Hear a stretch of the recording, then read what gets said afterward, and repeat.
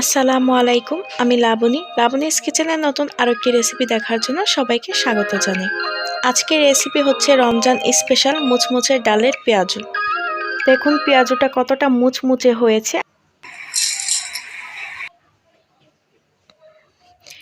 রমজানে একটি কমন ইফতার আইটেম হচ্ছে এই ডালের পেঁয়াজু। এই পেঁয়াজুটা খেতে এতটাই টেস্টি হয়ে থাকে, আপনি এভাবে না বানালে একদমই বিশ্বাস করতে পারবেন না। এই পেঁয়াজুটা আপনি একবার বানিয়ে পুরো রমজান মাস জুড়ে সংরক্ষণ করে খেতে পারবেন, কোনো সমস্যা হবে না। সেই টিপসটি আজকে আপনাদের সাথে শেয়ার করব। প্রথমে আমি একটা বাটি নিয়ে নিলাম, তার মধ্যে এখানে আমি 1 কাপ খেসারি ডাল দিয়ে দিচ্ছি।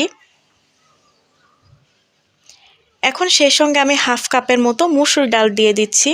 আপনি কিন্তু চাইলে এই পেঁয়াজুটা শুধু মসুর ডাল কিংবা খেসারি ডাল দিয়েও করতে পারেন, তবে এই দুই ধরনের ডাল আমি মিক্সড করে নিয়েছি, এই কারণেই পেঁয়াজুটা কিন্তু অনেক মুচমুচে হবে এই দুই ধরনের ডাল দিয়ে যদি পেঁয়াজুটা আপনি তৈরি করতে পারেন।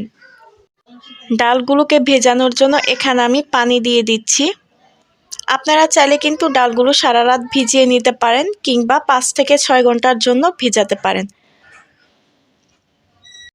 ডালগুলো ভিজিয়ে নেওয়ার কারণে এ থেকে অনেকটা ময়লা বের হয়ে যাবে। এ তো দেখতে পাচ্ছেন পানিগুলো কিন্তু সাদা হয়ে গিয়েছে, এ থেকে যে ময়লাগুলো ছিল সেগুলো বের হয়ে গিয়েছে। ডালগুলো কিন্তু অনেক ফুলে গিয়েছে দেখতে পাচ্ছেন, আবার কিছুটা নরমও হয়ে গিয়েছে। ডালগুলো আমি পরিষ্কার করে ধুয়ে তারপর পানিটা ঝরিয়ে নিয়েছি। তো এখন আমি ডালগুলোকে ব্লেন্ডারে ব্লেন্ড করে নিয়েছি। আপনারা চাইলে কিন্তু শিলপাটাতেও বেটে নিতে পারেন। ডালগুলো কিন্তু একদম মিহি করে ব্লেন্ডার করা যাবে না, যেন আস্তে আস্তে ডাল থাকে সেদিকে লক্ষ্য রাখতে হবে। এখন ডালগুলো সংরক্ষণ করার পালা। তো যেটুকু আপনি সংরক্ষণ করবেন তো সেটুকু একটি বক্সের মধ্যে নিয়ে নেবেন। তো আমি যে পরিমাণ সংরক্ষণ করব তার জন্য একটি ছোট বক্সে ডাল বাটাগুলো নিয়ে নিচ্ছি। ডালগুলোতে মশলা মাখিয়ে তারপরও কিন্তু সংরক্ষণ করা যাবে, এতে কোনো সমস্যা নেই। তবে সেটা আপনার ইচ্ছা, আপনি যেভাবে সংরক্ষণ করতে পছন্দ করেন সেভাবে করে নেবেন। এখন এটা আমি ডিপ ফ্রিজে রেখে দিব। এখানে আমি একটা মিক্সিং বল নিয়ে নিলাম, তার মধ্যে আমি 1 কাপ পেঁয়াজ কুচি দিয়ে দিচ্ছি। এখন দিয়ে দিচ্ছি 4 থেকে 5টি কাঁচামরিচ কুচি, দিয়ে দিচ্ছি 2 টেবিল চামচ ধনিয়া পাতা কুচি, স্বাদ মতো লবণ দিয়ে দিলাম, হাফ চা চামচ আদা বাটা, হাফ চা চামচ রসুন বাটা দিলাম, দিয়ে দিচ্ছি 1 চা চামচ হলুদের গুঁড়া, হাফ চা চামচ গোলমরিচের গুঁড়া, হাফ চা চামচ জিরার গুঁড়া। এখন সবগুলো উপকরণ ভালোভাবে হাত দিয়ে মিশিয়ে নিব। আপনারা চাইলে কিন্তু পেঁয়াজের পরিমাণটা আরও বাড়িয়ে দিতে পারেন, সেটা আপনাদের ইচ্ছা।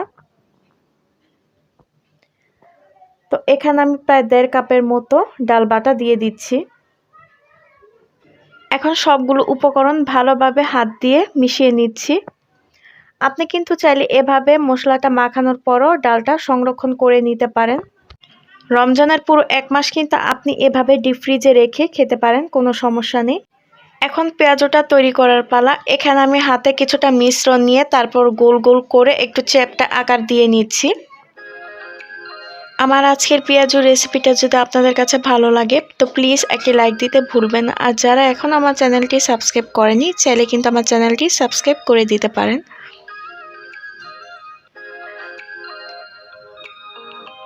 এই তো আমার সবগুলো পেঁয়াজু বানানো কিন্তু হয়ে গিয়েছে। আমি সবগুলো পেঁয়াজু একইভাবে বানিয়ে নিয়েছি। চুলাতে একটা ফ্রাই প্যান বসিয়ে দিয়েছি তেল দিয়ে। তেলটা গরম হয়ে যাওয়ার পর এখন আমি পেঁয়াজুগুলো দিয়ে দিচ্ছি। তবে চুলার আঁচটা কিন্তু মিডিয়াম বা লোতে রেখে পেঁয়াজুটা ভেজে নিতে হবে। চুলার আঁচটা একদম বাড়ানো যাবে না, তাহলে কিন্তু পেঁয়াজুটা পুড়ে যাওয়ার সম্ভাবনা আছে। তো এক পাশ ভাজা হয়ে যাওয়ার পর এখন আমি উল্টে পাল্টে দিচ্ছি অপর পাশটা ভাজার জন্য। পেঁয়াজগুলো কিন্তু ব্রাউন কালার করে ভেজে নিতে হবে। তো সবগুলো পেঁয়াজু আমার ভাজা হয়ে যাওয়ার পর এখন আমি একটা ছাঁকনি দিয়ে তুলে নিচ্ছি তেলগুলো ছাকার জন্য। তো পেঁয়াজুটা এখন আমি গরম গরম পরিবেশন করে নিচ্ছি। দেখুন কতটা সুন্দর লাগছে, আর খেতে তো অসম্ভব মজাদার হয়েছে। এভাবে 2 ধরনের ডাল দিয়ে পেঁয়াজুটা তৈরি করে দেখবেন, খেতে কিন্তু অনেক ভালো লাগবে। ডালগুলো বাটার সময় খেয়াল রাখবেন ডালগুলো যেন আধা বাটা হয়, পুরো যেন মিহি না হয়, এতে করে কিন্তু পেঁয়াজুটা মুচমুচে হবে অনেক। তো আজকের মতো এখানেই ভিডিওটি শেষ করছি। সবাই ভালো থাকবেন, সুস্থ থাকবেন। আল্লাহ হাফেজ।